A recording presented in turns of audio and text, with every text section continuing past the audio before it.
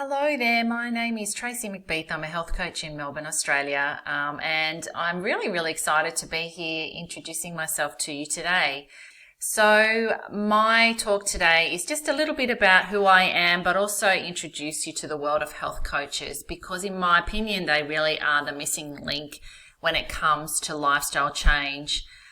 So I'm going to share a little bit about who I am, my experience, where do health coaches fit in, and a little bit of a message for you if you're a practitioner on the role of health coaches, but also for non-practitioners in terms of the benefit of getting a health coach to help you on your journey. And then, generally, for a lot of people, what happens is they experience such huge shifts in their health when they do go low carb. That they want to help other people do it too. So if that's you, you're sitting there, you might be interested in becoming a health coach. I've got some tips on how that could work for you. So not too much time on this, but firstly, just a little bit about who I am. So I'm actually a 47-year-old mum of 5. That's my beautiful family there. I have been a health coach now for nearly 5 years, and I'm nearly 48. But prior to that, I was a personal trainer for 12 years. So I have been very interested in health and well-being for a long time. Before I had children, I worked in HR and I did a teaching degree at uni. So that's kind of always been my passion. I'm also a 3 principles practitioner, meaning that I really help people transform from the inside out. And this came about really from my own personal transformation. So, I was basically from my whole adult life an emotional eater and an emotional drinker. I had a lot of habits to undo. I wasn't broken, but I just didn't know how to not be a slave to my habits. And that's really most of what the work I do now. People intellectually understand how going low carb can help them with their lifestyle, but they really don't know how to undo all the habits that they've innocently created. I'm also the creator of the Low Carb Lifestyle Long Weekend, which is a women's health summit that I've run for 2 years now. And following on from that, I've created the Low Carb Lifestyle Hub, which is a page that people can go to get resources, information, and really stay up to date on the latest when it comes to low carb. I also founded the Low Carb Melbourne Facebook group, and I have a podcast called the Low Carb Lifestyle Podcast. So basically my passion is to help people reach their fullest potential in health and in their lives through the combination of nutrition, movement, and mindset through coaching, online programs, and online support groups. So basically for me, my health turned south when I turned 40. And I'll tell you a little bit about that. But basically the man on your screen, Professor Tim Noakes, was the man who completely changed my life. So nearly 8 years ago, I was becoming insulin resistant. I was actually on the path to type 2 diabetes. I was overweight. I was tired all the time. I had just had my 4th child. I couldn't lose the baby weight. I was doing all that I thought that I needed to do, doing everything that I thought was right. I was exercising chronically. Now I realize way too much for my body. And I was following the dietary guidelines, and I was just getting fatter and tighter, and it just didn't make any sense to me. So it led me down a path to find out why, what was going on, what was I missing.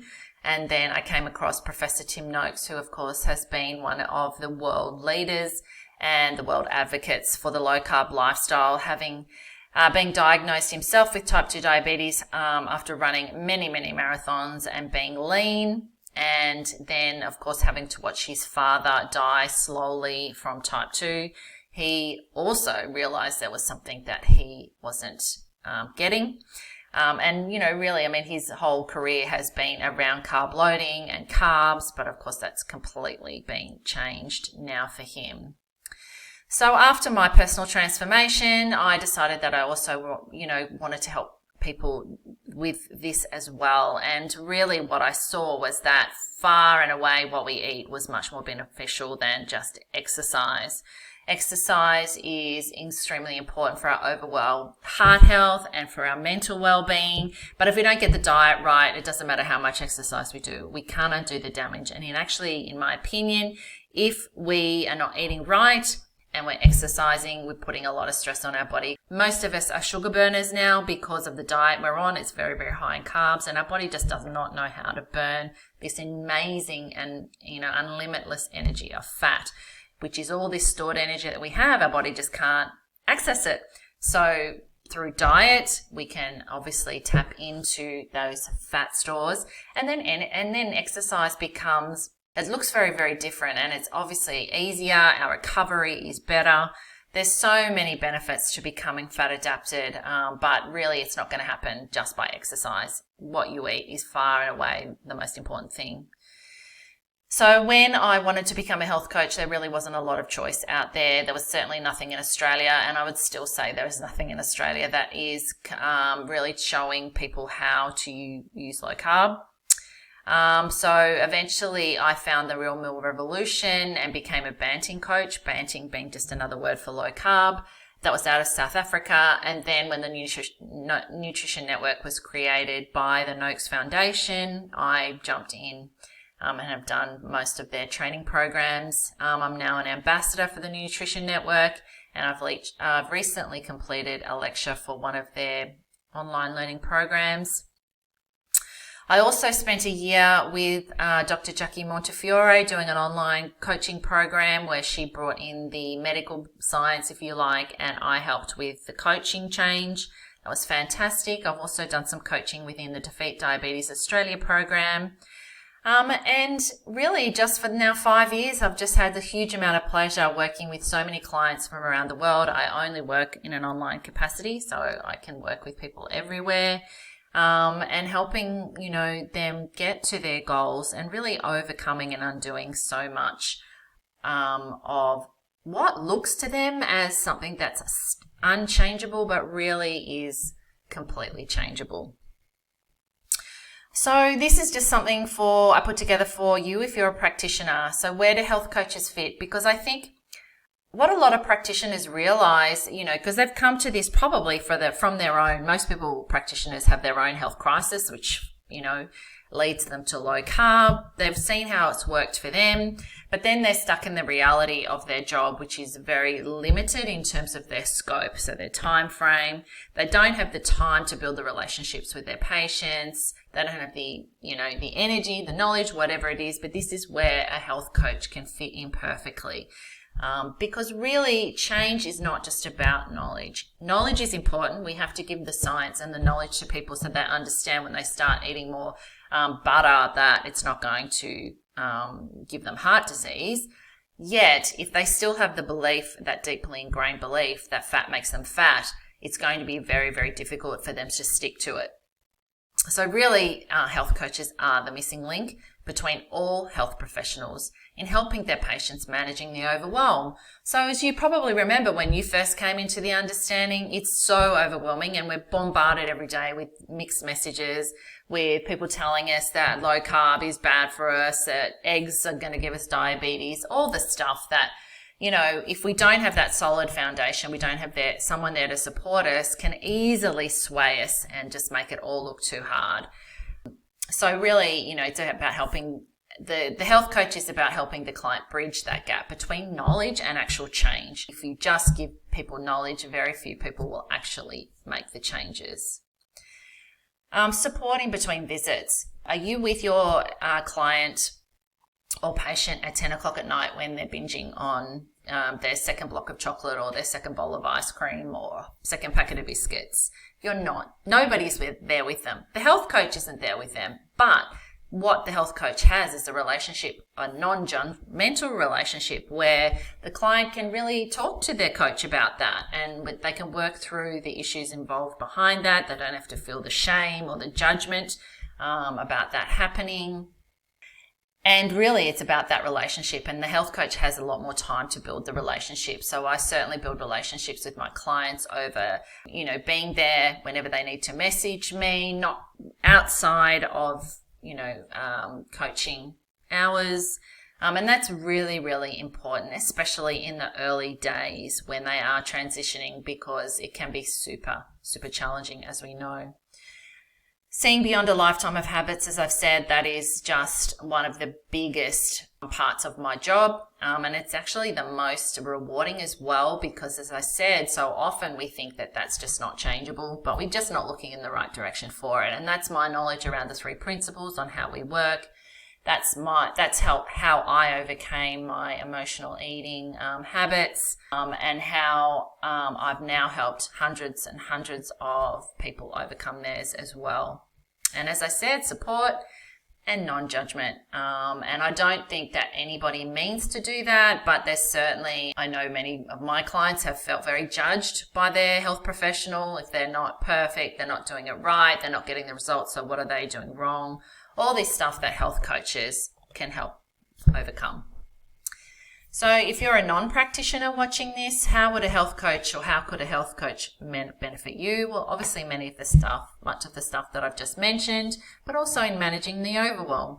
You know, so often we sit there and we have this all or nothing principle, and it has to be perfect. And we have all this thinking that thinks that if we don't get it right today, you know, what's the point? So that is a massive part of my job as well, seeing that we don't have to take any of that thinking seriously, that the best way to start is to just start with one step, one small change, and take it from there. You know, you would never look at an elephant and decide to eat it all in one day. You know, you just do it part by part, bit by bit. We don't have to be perfect. This is a lifestyle. We're going to make mistakes, but in the mistakes, we can learn so much. It's not a reflection on who we are. It's not a reflection on what type of a person we are, whether we're disciplined or not. It is just simply a fact that we're a human being. We're doing the best we can given the thinking that we have. But when our thinking changes, when we have an increase in awareness of how we work, then it becomes a lot easier and we see different things to do. Trial and error, as I said, is going to happen. You know, we love to take what's worked for somebody else and put it on for ourselves and, you know, wonder why it doesn't work, because it just doesn't work that way.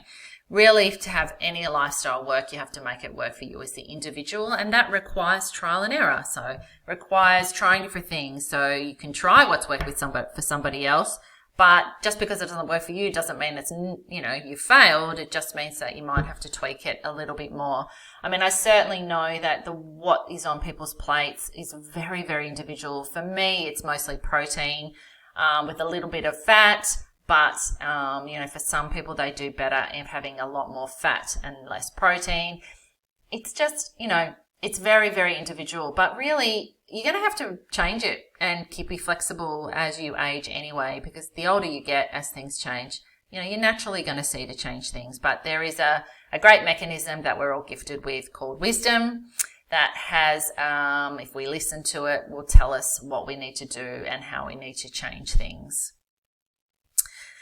Whether you realize it or not, you know, we all have blind spots. You have blind spots too, and limiting beliefs that keep you stuck, or, you know, keep you from evolving. And really that is a huge part of my job as well, you know, helping people see beyond their limiting beliefs and their limiting thinking. As I said, if you don't address those in the start, you know, it can look very, very difficult, and you do get swayed very easily when you read the opposite. But if you address that, if you realize that it's just made up belief systems that are completely optional, you'll create space for a whole lot of new ideas to come in, and that will lead naturally to change. Knowing what to expect is a big one. I mean, any change has discomfort attached to it. I mean, you wouldn't expect to hop on a bike and know how to ride it straight away. I think, you know, having the coach in your pocket is going to really help you when you're experiencing things like that. The keto flu, any sort of change, you know, giving up old habits. It is uncomfortable at first, but just having someone there beside you to help you navigate all that is very, very helpful and will keep you focused. Part of my massive push and passion is to help people get back in the driver's seat of their own life. So, you know, stop being driven by what other people do, what other people say, what other people think. Put yourself back in the driver's seat of your life with your hands on the wheel and your foot on the accelerator, and, you know, really have the confidence to make the decisions that are going to work for you. You're never going to have everyone around you that supports you 100%. Some people don't have any family that is interested in doing that. That's okay. You have to do what works for you and what's right for you.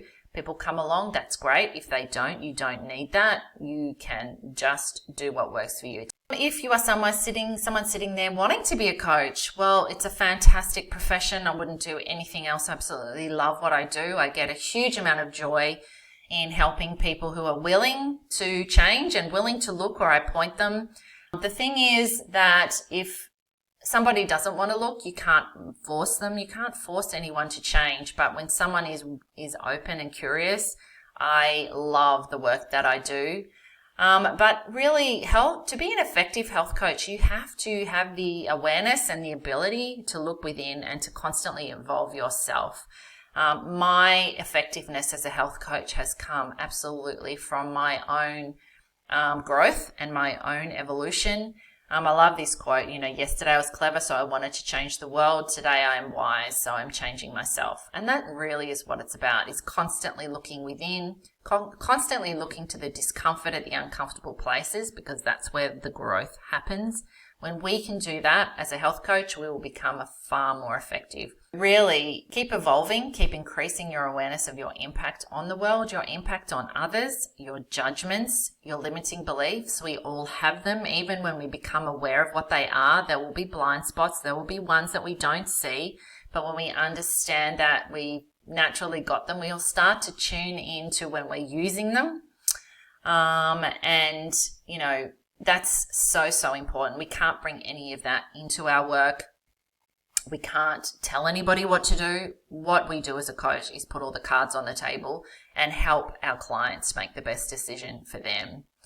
It's a profession like anything that's driven by your passion. So if it's something that you're passionate about, I 100% encourage you to look into doing it. Like any business, it takes time. It takes hard work and commitment, but if you stick at it, you will definitely get there. And by far the most important thing is relationships. Showing up and connecting with people, whether they're your client or not, but connect with them beyond your own thinking.